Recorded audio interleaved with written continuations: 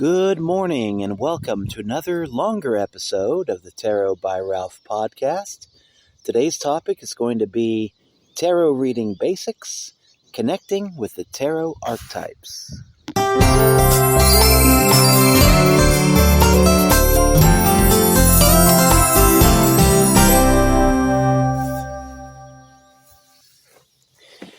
And good morning. This is Ralph from tarotbyralph.com, and in today's episode, we're going to be taking a look at something that I think is pretty basic to tarot reading. It may seem a little in-depth, it may seem a little kind of otherworldly, very esoteric, but sometimes in a study of tarot, we have to get a little deep, and we have to go more into the esoteric. And that's what we're going to be doing today, talking about the tarot archetypes.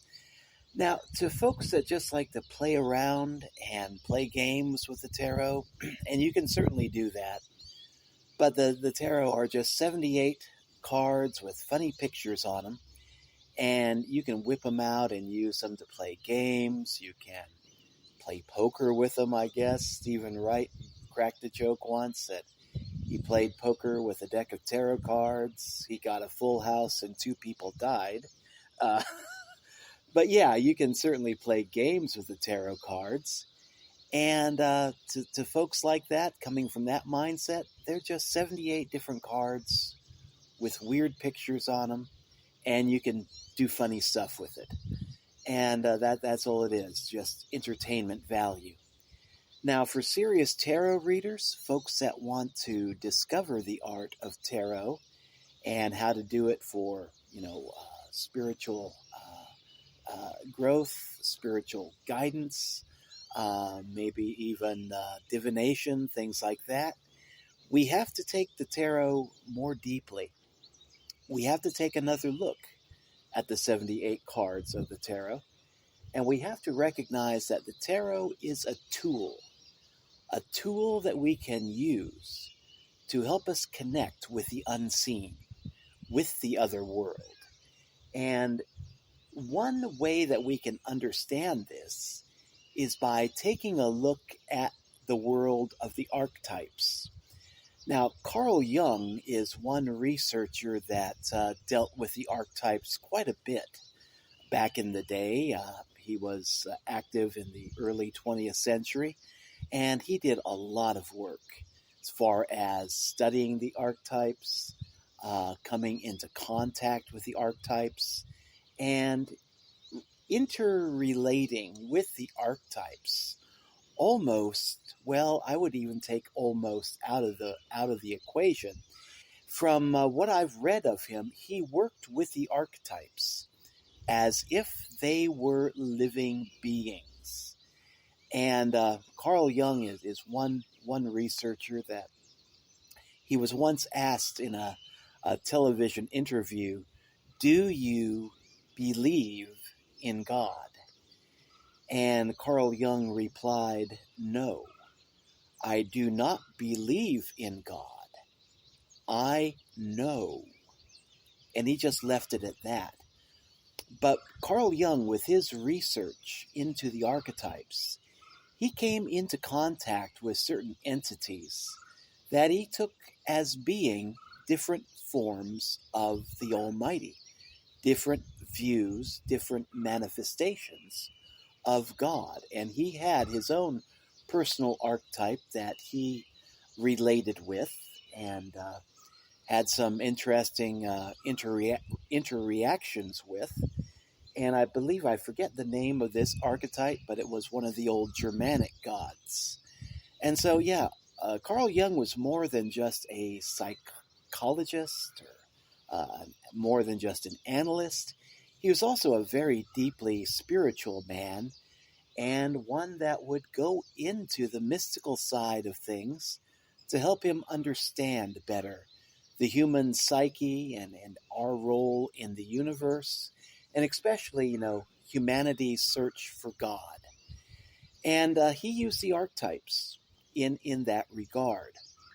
And there's no doubt in my mind, now this will be debated by certain Jungians that are from that school that are atheists, and I've noticed in reading and in listening to interviews, people are all over the place on whether or not the archetypes are just different constructs, different ideas, or whether they are different forms of spiritual forms, different manifestations of spirit, different views of God.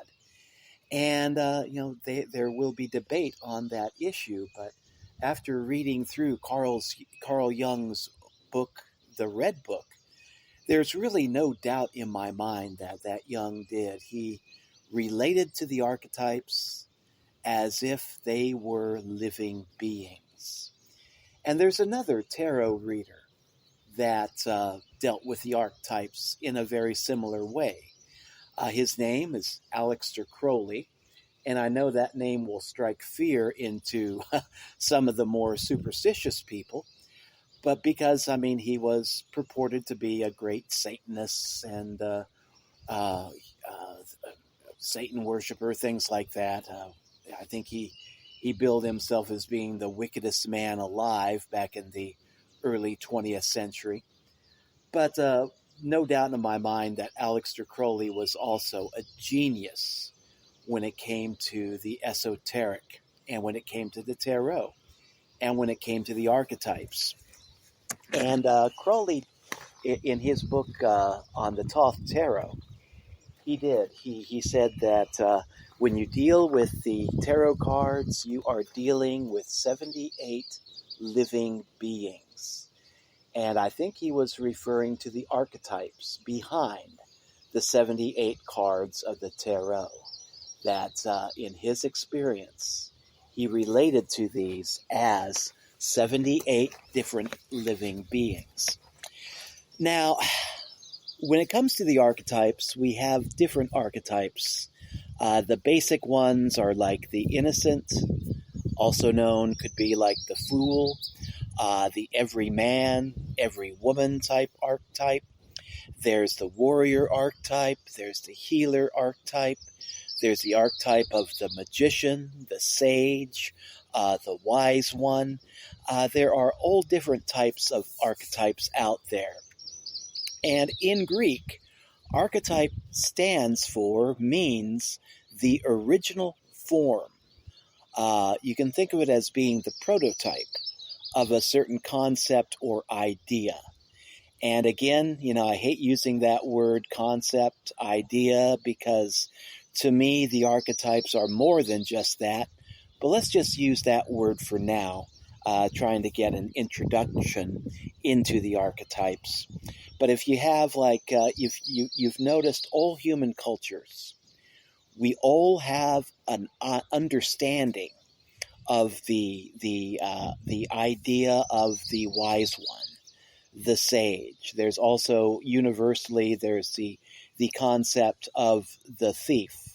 There's also the concept of parent, child, teacher, and every culture on the face of the earth practically has an understanding of these different concepts. They are concepts that transcend cultural boundaries and different languages and different backgrounds.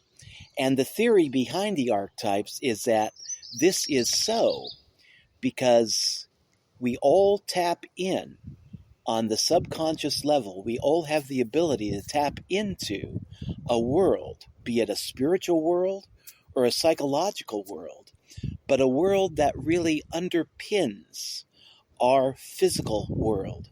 And out of this world comes these different understandings of the teacher, the thief, the student, the wise one, the fool, the healer, the warrior, the wounder, the lovers. We all have these different understandings, no matter what culture we come from. And one theory as to why that is so is that deep down on a subconscious level, we are connecting with another world, a world where these original forms live and breathe and have their being. And by journeying into this world, either through sleep time, dream time, meditation, we touch these archetypes, these prototypes, these original forms, and then we allow that understanding to come into our conscious mind. So when we're talking about the tarot archetypes, some people will be more comfortable speaking of these archetypes as mental constructs, as different understandings. And then those of us that are coming at it from a spiritual perspective will see the archetypes as being spiritual beings that we can encounter in our subconscious mind, in our dream state, in deep moments of meditation. And by getting in touch with our subconscious, we can actually begin to have dialogue with these archetypes. And the different cards of the tarot, they all represent different archetypes. The major arcana, the minor arcana, the numbered cards, they all relate to different archetypes. And, there's the archetype of the magician, of course, in the magician card, the archetype of change, death, rebirth. All that can be seen in the death card. There's the archetype of the mystic or the teacher, the wise one in the hermit card. And all the different cards can be different windows that we can open up into different universal archetypes. And when we get good at recognizing this and meditating on the cards, then what we can do is that we can open up a dialogue with these different archetypes and come into more of a conscious style of contact with these different beings. Now, those that do not have any kind of a spiritual background, this can be somewhat maybe confusing, maybe laughable, maybe even a little bit frightening. For those that come to the study of tarot from a spiritual background, this may seem, pretty basic, pretty obvious even. But whatever your background, what I would suggest, if you're trying to get an understanding of the archetypes, first, get your tarot deck out, look at the cards, ask yourself, okay, what does this card represent to me in my own understanding? And then try to go a little bit more deeply. And operating from your present spiritual background, ask yourself, okay, what spiritual entities are represented by this card? And different people coming from different spiritual backgrounds will have a different take on what one card represents. A person that's coming from the Christian background may look at the magician or the hermit card, and they may think, okay, that's Jesus. Jesus the miracle worker, Jesus the wise one, Jesus the teacher, the sage. And somebody coming from the Christian background may reach that conclusion, and I think that is a perfect place to start. Another person coming from the Jewish background may look at the hermit card and might think, okay, that's the Rabbi Ramban.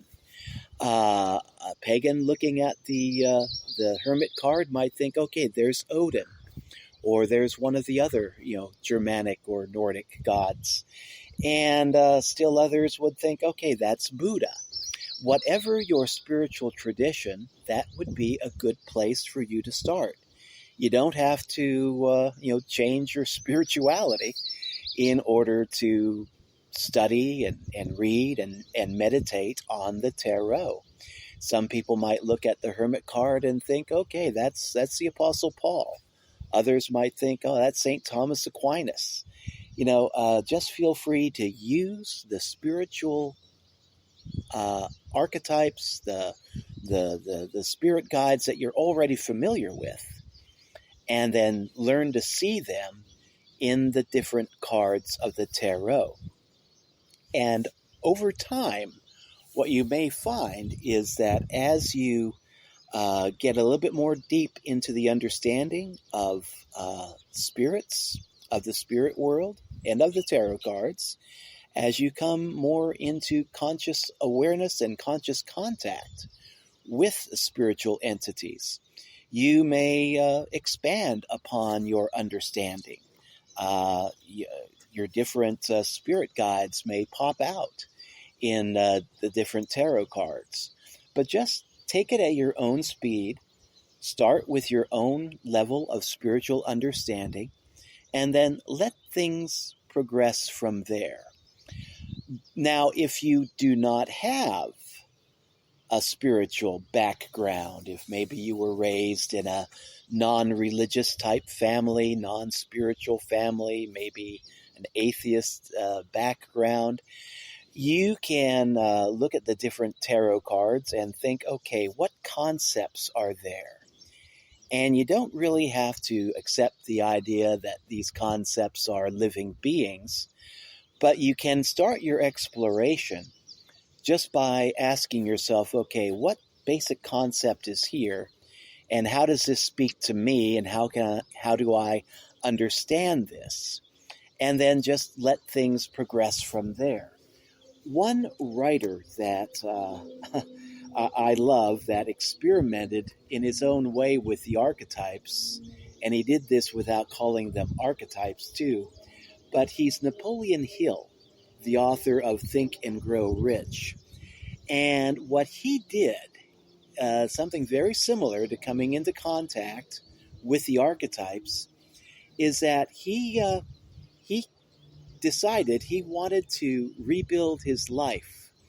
And so he sat down and he thought, what historical figures can I seek the guidance of, and seek out their help in helping me to rebuild my life and to grow as a wiser, richer, more prosperous human being. And so he sat down and he thought of all the great historical people that he admired and thought, okay, what qualities did they have that he wanted to emulate in his own life? And what he did is that he sat down and mentally invited these beings to participate with him on a board. And of course, Napoleon Hill, he acted as the chairman of the board. So that way he was always in complete control of this experiment. But no, he approached different historical beings. I believe Thomas Edison was one. Napoleon Bonaparte was another. Abraham Lincoln was another. And he would approach these entities in his mind and say, okay, this is what you exemplified in your life. I want you to help me exemplify this same quality in my life. So are you willing to help me? Will you serve on this board? And if so, you are welcome. And he collected, I think it was about 9 different historical personalities from history that he was aware of. And he got them all to agree, using his imagination, to serve on his board. And every night he would sit down and he would have a board meeting, and he would invite these entities to come into the boardroom, sit down, relay their thoughts, give him their opinions, and give their guidance in how he could rebuild his life and become a better person. And what he noticed after doing this for a few months is that these entities that he chose from history, they stopped acting as if they were elements of his own imagination, and they began to take on a life of their own. In other words, he doesn't say this in his book, but I'm going to interject it in at this point. These beings began to act and behave as living beings. So much so that Napoleon Hill at one point became very concerned. He had to ask himself, am I going crazy here? And for a while, he shut down the board meeting because, these different historical personalities began to act more and more and more like conscious living beings. And he got concerned, he shut the experiment down, and then after a while, he began to become a little bit more comfortable with it. He opened up the board meeting again, and things began to, flow as they once did. But people that are new to spirituality, that may not really be comfortable with the idea of tapping into the supernatural realms and tapping into the world of spirit, this can be kind of concerning, kind of a scary aspect to get into. So that's why I recommend that you kind of ease your way into this. Start out with familiar concepts, and if you're coming from a different spiritual background, use the concepts, the ideas, the understandings of saints and angels and spiritual beings that you've been raised with, and then let it build from there. If you're starting from absolute point zero in your spiritual life right now, you may want to start with just simple, basic concepts, like the babe in the woods, the innocent, the teacher, the student, stuff like that we all have an understanding of. Work with that, and then let things progress from there. And if you're wanting to get very serious into the study of tarot and into the study of the archetypes, you may want to employ the services of a good spiritual advisor, a good spiritual guide. And especially if you don't have much of a spiritual background to work with right now. And just start out with meditation, start out with getting a handle on your own personal, spiritual guides, and then let things grow and manifest from there. But, one word of caution when it comes to dealing with and getting to know the different archetypes behind the 78 cards of the tarot is that these archetypes, they have a light side, they also have a dark side. And, tarot is neither good nor bad. It is simply a tool, like a phone or like a computer. And like a phone or a computer, you can use it to contact either positive entities or negative entities. And the tarot is the same. And the tarot archetypes, you can choose to open yourself up to positive archetypes, or you can focus on the negative. When you're first starting out, I always recommend, using these tools for good and not for ill. Focus on the light side of things. Focus on the positive aspects. And then be aware that, there are negative aspects here as well. But don't get hung up on it. Do not, in a state of rage or a fit of anger, pick up the cards and want to get in touch with the archetype of doom, death, and destruction. That will not be good for you or for anybody else. You want to be opening yourself up to positive entities and not to negative entities. And, sometimes when we're dealing with the archetypes, we're dealing with them on a positive note, dealing with them in a positive manner, sometimes, these archetypes will reflect back to us what's going on in our own life. And negative views of the archetypes will come forward, and they will present themselves. And use these revelations as learning experiences, but don't get hung up on them. And certainly do not try to use the tarot deck to be conjuring demons. It is possible. There are folks that have done that. There are folks that do that on a regular basis. but I think it is good to use the tarot as an instrument for good and not for, conjuring evil entities and forces. Focus on the positive and keep things going on a positive note. And if you want to, you can look up online and you can find, the different archetypes that Carl Jung explored and dealt with. And then, take a look at the tarot deck and see where you see those archetypes in your tarot deck. And all the good tarot instruction books will have a mention of archetypes in one form or another. They may be, like archetypes. They may be presented as keywords, key concepts. But you can usually, in any good tarot book, find a mention of the archetypes in one form or another. So go ahead and start your journey by becoming familiar with the different archetypes, and then seeing where you see those archetypes in the tarot.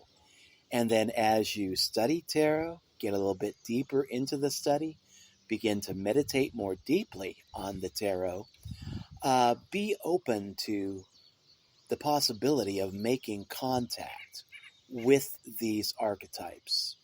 I've noticed in my background of doing church work, spiritual teaching, there are a lot of supposedly very spiritual people out there that say, yeah, I believe in God, I believe in the angels, I believe in life after death. But then when you start talking about mysticism and start talking about the possibility of actually making contact with these entities, that's where they just want to close the door. I don't want any part of that.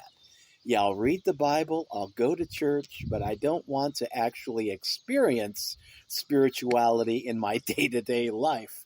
That's just too weird.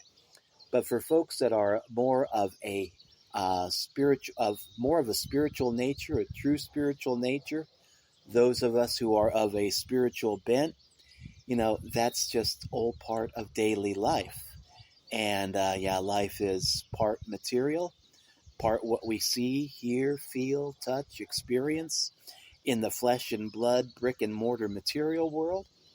And there's another form of life that is in the realm of the unseen, stuff that we can touch with our intuition, our imagination, stuff that we can touch in meditation, but stuff that most people in the day-to-day world cannot perceive, do not know of, at least not on a conscious level. But that is where true spiritual people choose to live. And the tarot can be a window into this world. So take out your tarot deck, look at each of the cards, see what spiritual concepts, spiritual entities that those cards remind you of.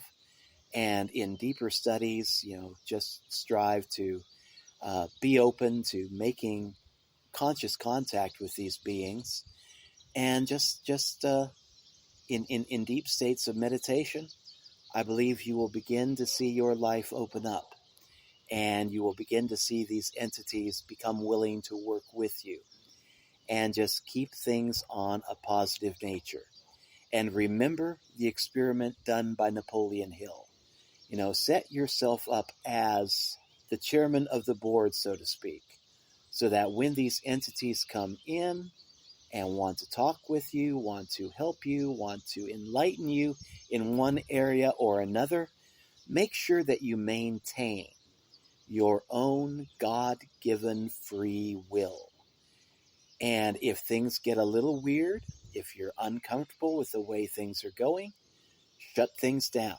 As chairman of the board, you can call the meeting to order. You can also dismiss everybody and say, this meeting is adjourned. So maintain your own free will and maintain your own control in things. But be willing to experiment a little bit spiritually. And again, If you are uncomfortable, if you are unfamiliar with the realm of spirit, and you need to employ the services of a good spiritual advisor, that would be a good thing to do too. Find somebody that resonates with you, find another reader or another teacher that you like, and see if they're available to talk to you. Maybe 1 hour a week. Doesn't have to be 1 hour a month even.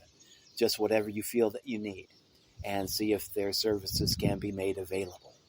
But this is the study of the tarot can really open up a whole new world beyond the flesh and blood physical world. And if you're wanting to take that journey, it can be a very worthwhile and enlightening journey to take. But, just proceed with caution and just make sure you're going where you want to go, and don't feel like you're being forced or coerced by anybody else. This is your life, your journey. Journey on that journey as you see fit. So that is all for this podcast. I hope you found this enlightening and informative. Until later, this is Ralph signing out. If you want to find us online, you can find me at tarotbyralph.com. And until later, take care. May you have a pleasant journey in this lifetime and in the next. Goodbye.